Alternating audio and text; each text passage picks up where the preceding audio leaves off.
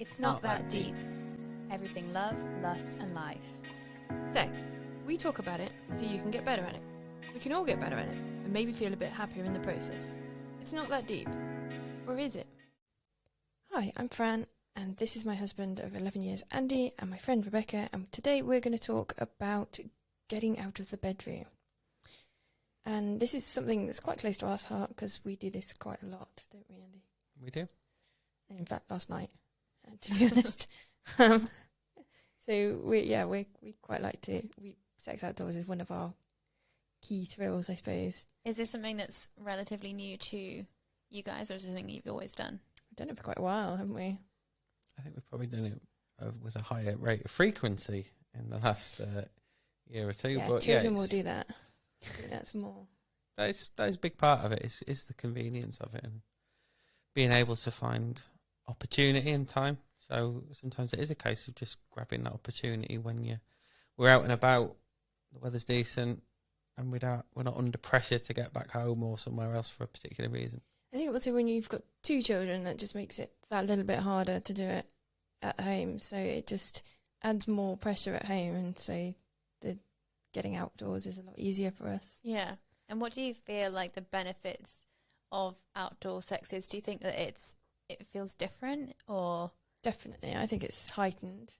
And I think there's also an element of risk to it, which adds to it as well. Yeah. I love that element of risk. Yeah, a little bit of like the exhibitionist vibe, I think, as well. Yeah. Because you're like, well, I could be found. Ha. Yeah. Yeah, I think that does turn us on, doesn't it? It does. We don't go out seeking to be caught, and we don't go out just randomly in public with any intention to have anyone join in. It is just a private thing with us, but yeah, it's good, isn't it? The thrill and being out there. I think when we sort of set up to go and have sex outdoors, we're not looking to be found. We're looking for somewhere sort of private, hidden. But then, as you sort of get into the throes of it, and if there's sort of someone coming past in a car or something, and the prospect of getting found, the closer you are sort of to coming in, especially, the more it sort of sets you off, I find. We're like, Andy's laughing because last night it was dark, so we couldn't really be seen, and we thought we were really safe. And then a load of cars came up this hill, and we didn't think that actually their lights would sweep across us. Oh no! But they came up just at the point that we were both like, "Oh yeah, no, we're now over the edge now with that." It just sort of really added to the thrill for us. But also, we don't set out to be seen. I don't know that we were anyway, but it's not. The thought that you might be is more the thrill for it. Yeah. And do you like having sex outdoors? I do, yeah. I mean, it's more not necessarily outdoors specifically. I guess outside of the bedroom for me, in like random places. That's definitely been something enjoyable. It's not something that I do at the moment with my current partner, but I definitely have in the past, and I'm very up for anything. It's quite exciting with me. You can sort of push me anywhere, and I'm like, all right, that's cool. All right, let's do it. We had, when we first moved into our new house, which was 4 years ago now, we were going to christen every room, and we've still not got around to that. So yeah, we did that recently. Actually, it was like come on, let's get round to it. We've been ages. Yeah, no, there's still a number of rooms to sort of tick off on that list. Yeah. But yeah, just generally, even just out of the bedroom, it just adds that extra element of interest. Uh-huh. And I think we were saying before about, especially if you've been in a relationship a long time, just sort of spicing it up, just literally removing the bed from the equation. Yeah. Just adds an extra element of interest. Yeah, so much. It's different, isn't it? It's not like the same routine, I guess, that you can easily slip into if you are in long-term relationships. Like, this is the ritual, this is what we do every time we have sex. Whereas if you're like outside or out of the bedroom or in a car or wherever, then it's like it changes it up. You can't do your normal, this is what we normally do thing. Yeah, and I think it does change the dynamic as well, doesn't it? Yeah, I think that's a good point, because you can quite easily fall into that routine of bedroom, lights on or lights off, socks on or socks off, and yeah, that's it. You can easily get locked into that over and over and over, can't you? Whereas, like you say, just changing up in a different room or in a car or outdoors somewhere in a public place, you have to adapt. You have to be different, and things can happen that you're not expecting as well. Like you said, cars can suddenly drive past, or you suddenly hear voices approaching. You've got to adapt to that and make that change. But it all adds to the excitement, doesn't it? I think also if you're in the bedroom and trying to spice it up a bit, there's quite a lot of, oh God, what do we do sort of thing. Yeah. It's like when you get to the gym and you're faced with all this equipment, you think, what am I going to do? It's the same sort of thing. You're stuck into certain things that you do over and over again. Yeah. Whereas if you can't necessarily do those things if you're in a different room or if you're in a car or outside or something, it means you've got to sort of invent without the sort of blankness. I think you're given something to work with. Yeah. Yeah. If suddenly there's a park bench instead of a bed or something, you can't interact with that the same way that you would your normal bedroom setup. I think it must be quite easy as well for couples to end up in the same positions all the time. That's what I mean.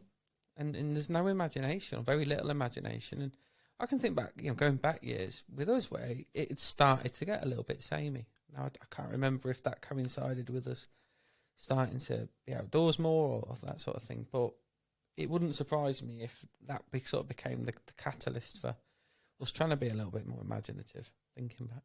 Do you think a lot of couples do have sex outside of the bedroom or want sex outside of the bedroom? Just because I know the research and I'm very interested in your opinions on this. I think most couples tend to stay in the bedroom as default.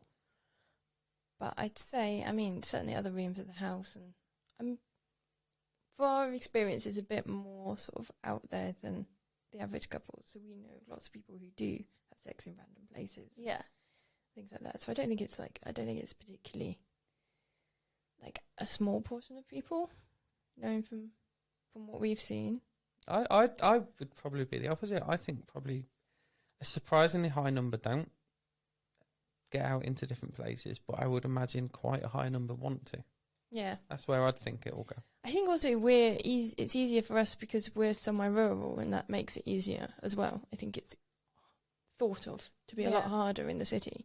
But actually you've got more things to sort of get in the way of people's views, so there's actually easier in some respects to find small corners where you might be overlooked, but you're not overlooked. Yeah, that's true. Whereas if you don't have a car to escape out into the country or anything, I think that would be quite challenging for city-based people to do that kind of stuff. But I think you've got that risk element is easier than it is in for us in rural environments, because you're either miles from anyone or on a main road. There's not a lot of in between. Yeah. Whereas in the city, there's a lot of things where it's quite busy, but actually you're tucked away. Yeah. Are you ready for my stats? Yep, go on then. This is so exciting. 76% of people have had sex outdoors. Really? Yeah, according to one study. 69% had sex in a place they risk getting caught. 23% have actually been caught in the act. 68% say they've done it in a car. 48% say in a kitchen. 9% have gone the distance in a cinema. And it says you might want to change your sheets if you live with a roommate, because 12% of Americans admit they've actually gotten down and dirty in their roommate's bed. Growing up with siblings, that happened for me. Not something I partake in, but I know that my bed was used. Nice. Yeah, nice. The joys of being an only child here. I think it was like a power play thing, But then surely cinemas is quite hard. I feel have thought so about many it. people do that. I've thought about it, but to be honest, we don't get out to the cinema enough to make it a thing. No, I love the cinema, and you get the right time of day, there's nobody there loads of times. We've never christened our kitchen. We've just never got around to that one. No, we haven't. Other places, but not our kitchen. Some of these are absolutely brilliant. So this is from a study asking people the wildest places, basically. The top of the Eiffel Tower is one of them. The Empire State Building, the Coney Island Wonder Wheel, which I'm guessing is like a ride. Oh God, I've got so many. They're so brilliant. A phone booth in Epcot, which is a theme park. A fast food drive-through. Behind a convenience store during the day. My boss's new desk. Burger King fast food restaurant bathroom, dentist chair, on a train track, in a barn, animals everywhere, under the stage during a concert, courthouse bathroom before appearing in front of a judge, in the car during an automatic car wash, old castle ruins, parking lot of a stadium before a basketball game, the dean's office at my university, foyer of an office building, a moving roller coaster, a field in the middle of a baseball game, porta potty, and even while driving down the highway, which of course we wouldn't recommend. Sounds a bit risky, but it's amazing. We've ruins we've done and barn. I'm still amazed by the Portaloo. Anyone really Yeah, then why would you want I to? can't think of anything less exciting than that. No, Oh, what about the moving roller coaster? I thought that sounds I pretty. thought that sounds impossible. I think maybe that's kind of the part that some people are like, well, if it seems impossible, we will make it not impossible. I don't think that these are necessarily enjoyable sexual experiences because I don't think you can actually complete them. No, Like, and talking about Epcot, we're going there next month, so maybe we could try that. But I think since we're going with both of our mums, that's probably an unlikely. a haunted house attraction is one of them. So There we go. Then. Maybe we could try that one. 46% of people have done it on a beach, 31% on a hiking trail. And then there's like the studies about the actual benefits of this kind of sex. So 58% said having sex outside of the bedroom made them happier in their relationship. 70% said having sex in an adventurous location made them feel closer to their partner. And 38% said they enjoy sex more if it's somewhere other than a bed. I don't know if I'd enjoy it more because I don't necessarily know that you are as guaranteed to orgasm as I think you would to in a situation where you're very familiar and very comfortable. Yeah, but I think when you do it, it's worth it. Yeah, it's like it's a different kind of enjoyment, not the same kind. Yeah, and I think that's important though, that not all sex has to follow the same pattern and be the same ending. And I certainly find it really good. That sort of thrill does definitely add to the feeling at the end of it, and I think it makes us closer together. It's that kind of things you go through together.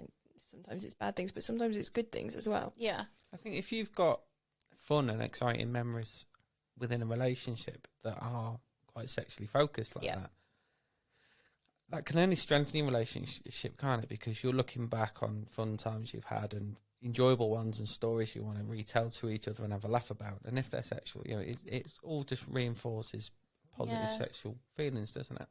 I think the key to that list's really impressive and quite scary in some of them. But I'd also say the frequency is important because, if you asked everybody in the street, have you had sex outside of a bedroom?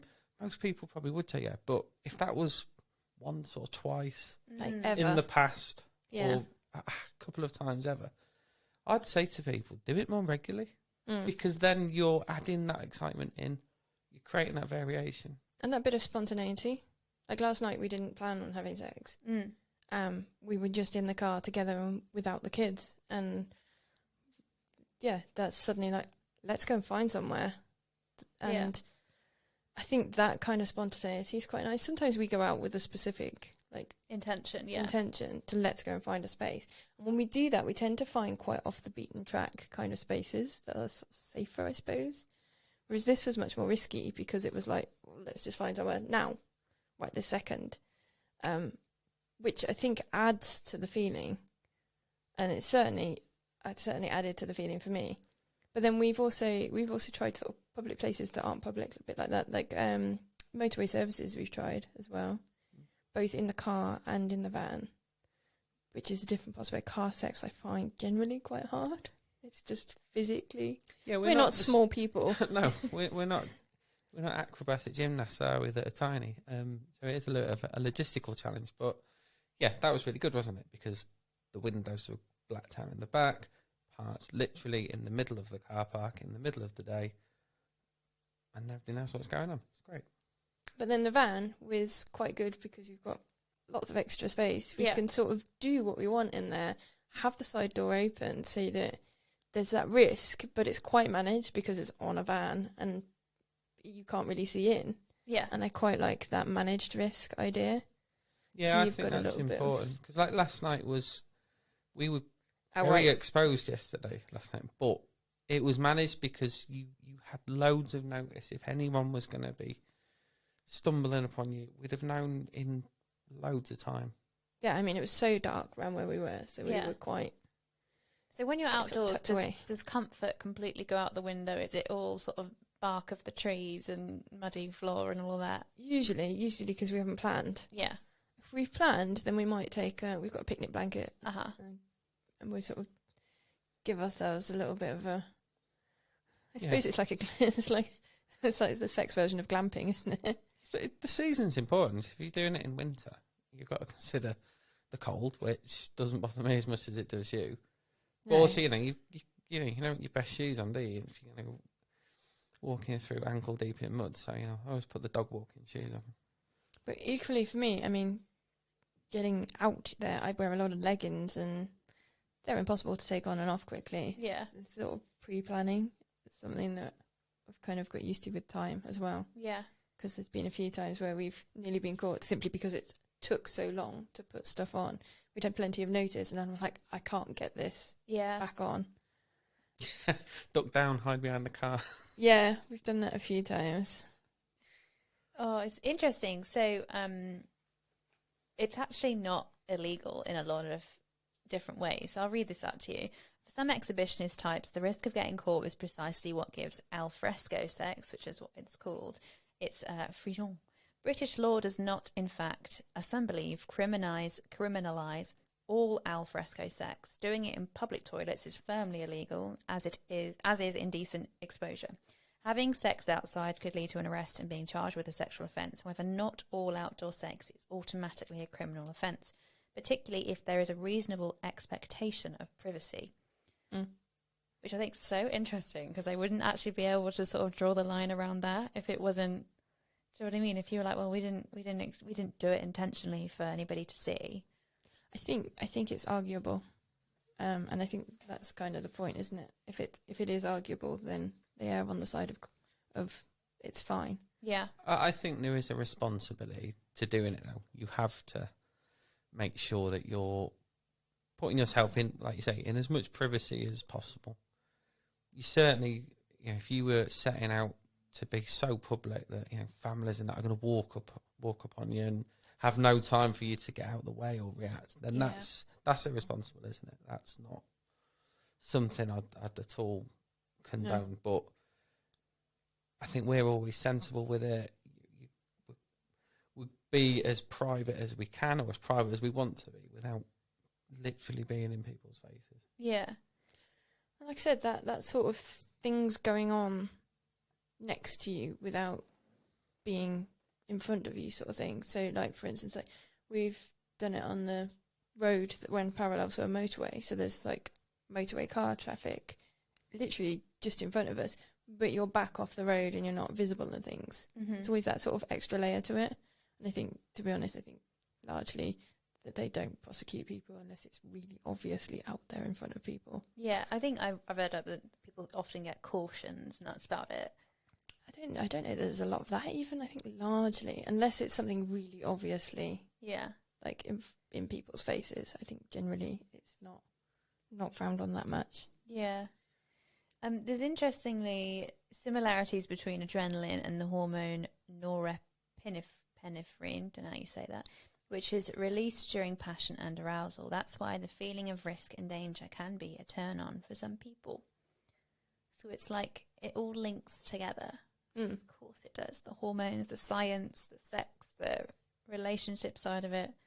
It's I guess it's like not needing to rely on that, I suppose. It's having outside sex and being able to have inside sex, like being able to have sex with and without a mirror, for example. I think also it gets you out of your head. This So is literally this is what I'm another about to one of go those on to, things. yeah. Yeah. Oh, go on then. You beat me to it. It might be also a solution for those who suffer from endless internal chatter, which gets in the way of their sexual enjoyment. Whether we're worrying about what we look like, is my body too wobbly, or focused on our performance, am I pleasing my partner enough, am I taking too long to orgasm? Often with sex, we can spend more of the time inside our head rather than inside our body. Sex outside can be an amazing way of nature taking you out of your head and grounding you more fully in the physical experiences and sensations, and in a way, in taking your head and thinking about everything else that's going on rather than actually what's going on right there. yeah, you don't have time to think about it. But also, if you're, I mean, I love being naked outdoors as well. Yeah. And that's the sensations that you get are so totally different to being in the Yeah. house that makes a big difference to your whole body's sort of involved in it then as well, even more so. You know, even if we're not specifically touching things, you know, you've got the wind blowing across you and things. Yeah. It makes a really big difference. Yeah, you're It right. really It's a heightens massively things. different sensation, isn't it? But I think that's what you're saying about different orgasms. You said this before about, you know, different types of touch and things. That just the breeze across your body can be really sexual if you're feeling that at the time. Yeah, that is so true. I completely relate to that. If I could just be naked all the time, then I would be. I think that really adds to it. And I think I'm generally not the sort of person that would seek out that kind of touch and sensual kind of aspect to sex. But yeah, I really enjoy it when I get it as an inadvertent thing. You have got different textures, particularly if it's outside, as in nature. You know, there's like grass against you or bark of a tree. Like there's different textures and stimulants on your skin anyway. Yeah. Which are like massive turn on for some people. And again, with the positioning, we don't get so much choice as well. Yeah. And you sometimes you get more choice because there's different things to stand on, and you know there's different heights that you don't get in the house. Yeah. But then again, things like kitchens and things, kitchen worktops, they're again different height. Yeah, handy heights. Yeah, Stairs you're right. and The heights banisters is as well. difficult, isn't it? I mean, last night I said I had to take a break because I needed Yellow Pages to stand on. It's just that little bit too tall, and I'm getting cramped. Oh yeah, and it's interesting. Like in the suggestions of a guide, they do talk about enjoying discrete positions such as standing or easy getaway positions like oral, to like be able to give you that opportunity to like quickly just wrap it up if somebody comes along or anything. So it is thinking about different positions if you are in public view. They also suggest, you know, choosing the right spot, ideally hidden, avoid being completely naked, or wear clothes that blend into your surroundings. I like that. Camouflage. Yeah, no, I'm not very good at that one. I don't naturally dress for blending in. And with blue hair, it doesn't really help with the whole blending in thing. I do tend to stand out. Depends on your environment. You know, if you were in the middle of Mardi Gras, you'd probably blend in Yeah, with it your would work all right. Find Doesn't the maybe that's the start. The ocean. Yeah, or maybe that's for Epcot. You see, we're back to bright Disney colours. Yeah. They also said to keep it quiet. It reduces the risk of being caught, but also adds to the excitement by knowing that it's like part of a requirement for you both to be quiet. And that's definitely with me, who I've expressed before. I'm very vocal during sex. If I have to be quiet, it's like so much more exciting. I'm like, what? I have to hold it in. So we always tend to favour outdoors because that's just what we enjoy. You've obviously said about the cinema and things like that. Mm-hmm. So have you in your experience been more indoors but not at home? Yeah, more indoors but outside the bedroom is sort of. So when you talk about sensations of being outdoors, it's different. It's a different feeling. Is that the same? Do you find indoors? I think a lot of the places indoors is a bit more like Fran said earlier, where there's things going on around you. So you're in public but not in public. So like changing rooms, for example. I've always wanted to try changing rooms. Yeah, and like there's people having conversations both sides of you, and they've no idea what's going on in there, and you're like, oh my god, this is so intense. That's really fabulous, but very impractical positioning wise because you don't have the space to lie down or anything like that. But so you have to get creative. Just like I guess I have one of those bath shower things that doesn't really give anybody space to do anything, and you just have to be really creative with it. So it's like being able to adjust and be willing to adjust to those situations, and especially with a height difference, like I'm a foot smaller than my partner, so it's like there's a lot of thinking to have to do, whereas in situations where you can lie down, like the cinema as well, is like you can't lie down, and you can't, it's not as easy to be subtle about it, because if somebody does walk in with, you know, with a torch checking the aisles or whatever, then you're like, oh, can't be that subtle. So yeah, it's just like, I think you have to think a lot more about positioning than when you're outdoors, which I'm familiar with as well. I feel like you can be a lot freer with your body. I've always found car boots are quite handy for that as well. Yeah, I'm a on top of car gal, me. We tried on top of our car the other day, and because it's a new car, it was like, oh, no, don't damage the car, don't damage the car. And then we leant on it and we were like, no, this isn't strong enough either. When we've been looking at cars in recent years, when we're getting a new car, Height of it's the a boot. genuine consideration for us. It's not like an absolute deal breaker, but it's something we consider. Height of the boot is important. Yeah. Yeah. Would that work? Yeah. Well, we tried the bonnet the other day and decided that, yeah, no, that's too much flex. Yeah. We're too heavy for that kind of thing. I know, it's the thing, isn't it? It's like you try things out and you're like, oh, no, this really doesn't work. But it was fun to try it, but it doesn't work. Yeah. I mean, we're quite lucky in the fact that our shower as well has got like a shelf bit. So you can sort of lean on that Yeah. as well. And it's just little things like that. Like I said, banisters. We definitely had sex over a banister. That's been quite good. Stair sex, I'm a big fan Stair of. sex is It's quite very good. good for height differences. Although quite lumpy. Yeah. Especially if you sit on them. We've tried both ways. If Yeah. you want to change position, Yeah. I think it's generally a facing forward kind of Yeah. thing. I think somewhere that I would definitely recommend is outdoors in water. Mm. That's been one of my favourites. So like outdoor in hot tubs, outdoors in like the sea, the ocean. That's a good one because people can't see what's going on as well. Yeah. So you can just act really like you have to keep yourself really contained and like Face serious game. face, serious face, serious face. Whilst at the same time, like everything's going on down there. I'm not sure my face game is good enough for that. Everything's on my face. Yeah, we've tried. Slightly cross-eyed. We've tried a hot tub sort of in a public space. Yes. But obviously didn't go all the way because your face game's not strong enough. You No, give it away really, pretty really quickly. But not.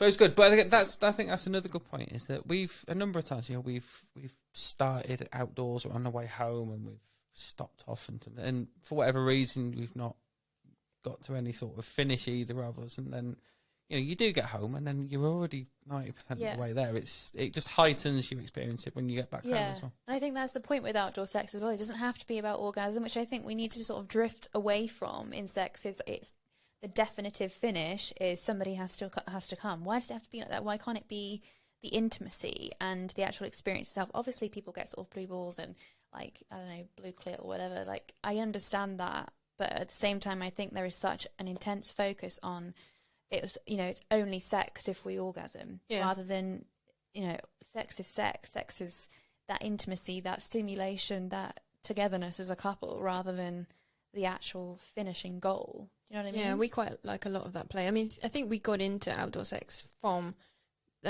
just flashing and things like that, just little dirty things for each other to get each other going. Yeah. And I think that's just sort of evolved. Because I think we've been doing that for a long time before we had sex outside fully. I think we just like that, the little things, and so even just little sessions. So that's something we do quite often, isn't it? Where we go on walks and things, and then we'll just sort of do a little bit as we go along the walk. A little bit of, quite often it's usually a little bit of flashing, and then we just sort of keep going. And it's kind of like that simmering that you were talking about before in another episode. You're saying sort of simmering to get each other sort of along the mood, and it's quite handy really, because I think it's something you and again another thing you were saying we're learning, you see, is about it takes a long time for a woman's body to get ready for sex, and this is something that was completely new to me at the time, but I realised actually that's something that we do. We sort of get me in the mood, don't we? Yeah. And then it feels so much better at the end of it. Yeah. And So who out of the two of you tends to initiate these outdoor experiences?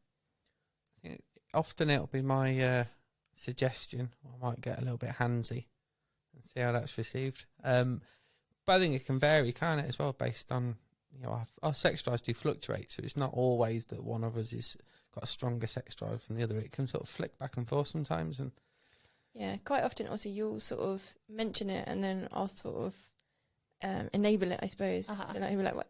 We could do this," and I'll be like, "We could do this there," sort of thing, and then it's sort of both of us together, really. Yeah. So I asked about that because I guess with outdoor sex, there's the risk involved, and there's also the element of responsibility of who's in charge of the situation. I don't know. I feel like the Dom sub dynamic comes in, and the power dynamic comes in way more when you're outside, and somebody has to be in charge and in control.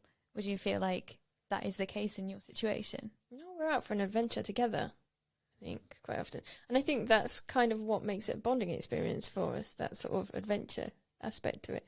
Especially if something goes wrong as well. That kind of, I think it helps to sort of bond you together again. Yeah. Those things you go through together. I mean, sometimes it's the bad things you go through as a couple that sort of make you stronger. But in this case, it's the good things as well. Yeah. And some quite often funny things. You know, if you're nearly caught or something, it can be quite fun and quite a heightened thing to remember together. Yeah. I'm definitely the one in all my relationships who's been the one to initiate, like, especially outdoor sex or exciting sex in different places. Because I'm definitely more of a risk taker than my previous partners have been. So, and I feel with that comes an element of responsibility in terms of, well, it's interesting because I think when you choose that moment, you're like, oh, well, I'm choosing that with the risk as well. But I feel like especially for the initiator, you know that other person's maybe a little bit more anxious about what could happen or if they get caught and things than you maybe are. So it's like in my head, I'm like, oh, it's my responsibility to make sure they're feeling comfortable and they're feeling safe. You're kind of getting them into it, sort of thing. Yeah, yeah. And like, I'm choosing a sensible spot, sensible for them, that wouldn't push them too far. Whereas I'd be fine anywhere. But it's like, I feel like if you're initiating, you have to take into account a lot more about the other person rather than be led. Does that make sense? Yeah. I think you're usually the initiator of sex in general. But I'm the exhibitionist, I'm the flasher of both of us. And that tends to initiate things in itself. I enjoy flashing at him. And I like having an effect on you. And then that in itself. So I won't necessarily initiate the sex. But I initiate everything that leads up to it. And usually once you've sort of... It's like most things in our marriage, you pull the pin and then walk away. walk off blindly and things that have to happen. But also, like, once we've decided we're going to have sex, I'm generally the one who's like, over there, on that, or sort of thing. I'm generally the practical one when it comes to that sort of respect. Do you think the flashing is what then led to the outdoor stuff? Or did the outdoor stuff just, like, happen? I don't know. Yeah, I think it probably just happened. I think also the opportunity as well. We've always had dogs. We go on dog walks a lot. And things like that, that's usually time that we get to spend with each other. Yeah. And so the opportunity presents itself a lot more there. And that's kind of, especially since we've had the children as well, that's where our sex sort of happens, is when we've had opportunity. Yeah. It's like being in the car on our own, being out on the dog walk on our own, being somewhere where that's possible. It tends to be more outdoors. I think it just sort of happened naturally as a result of that. Yeah, I think so. I think thinking back to when we first started too as well, I think a lot of the risks seemed a lot bigger then. Mm-hmm.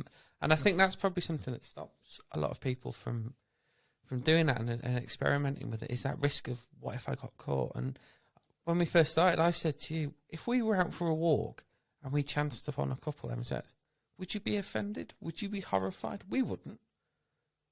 You know, I wouldn't be bothered. I don't care if they're having fun and they're not hurting anyone. Great. I'd have a giggle definitely, and then just carry on. I'd be like, but I wish it was me. I think that probably gets in the way of a lot of people. Oh God, what if somebody saw us? Yeah. So what if they did? Think of the children. But then actually, your chances of being caught like that are really slim. Yeah. So that would be my advice. People just go with the flow. Yeah. Is there anywhere, putting you on the spot here, is there anywhere that you haven't had sex outdoors or in an exciting place yet that you would like to? I know a lot of people say on airplanes and stuff. Don't fancy an airplane. That would stress me out. No, I am a terrible flyer. Yeah. I would be terrible, wouldn't I? I'm like, the plane's crashing. Oh no, it's fine. I'm still in the same place. Last time we flew, I ended up having to be taken off on one of those disabled people. You know, when they come and collect disabled people and old people. I got taken off on one of those, despite being neither disabled nor old, because I am so terrible on flights and made such a scene on the plane. So, that would be the last place I think you'd want to have sex. Yeah, I think what you've got one. I know we just haven't made it happen yet around multi-story car parks in the middle of the day, haven't you? Being invisible and really visible, but really invisible at the same time. Yeah. I quite fancy cinemas as well, but I just feel like that's probably going to be a bit of an anticlimax, that one, because I think logistically just making it work physically just isn't going to... I think that's going to get in the way of you actually having fun. Yeah. I can't think of many other places. I wouldn't say there's a burning one for me. You said like changing rooms and things like that. Yeah, I'd quite like to try that's that. Cool.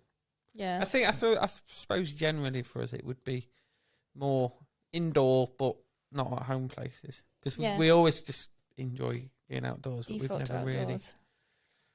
done much in public indoor spaces, have we? So maybe that's something to explore. Yeah, definitely. How about you? Oh, I don't know. I asked the question. I don't know if I can give you an answer back. I don't know. I could really like the beach stuff, but actually on the beach is really just not convenient. There's sand everywhere, and it's just really not romantic. We tried that on honeymoon, and it wasn't great, was it? Well, yeah, but then where we were, they had the pre-set up beds and things. You know, the sunbeds. Oh yeah. So we just use those, and that does help. Yeah. But it does take away from the sort of spontaneity aspect of it, Yeah. because you're on a sunbed, and that's just a little bit normal. Yeah, I'm about to go on holiday, a very tropical holiday, so I'm guessing I'll think of lots of potential options for my partner who's not as interested in it to maybe Get him going. branch out a little bit in secret locations in the wild jungle. How do you raise it as well as a question if you're wanting to try it and someone else doesn't, or you think they might not be into it? How do you raise it as a question? Well, that's it, isn't it? I guess for me it's been, we're in the car. I always carry condoms with me everywhere, no matter where I am, because you just never know.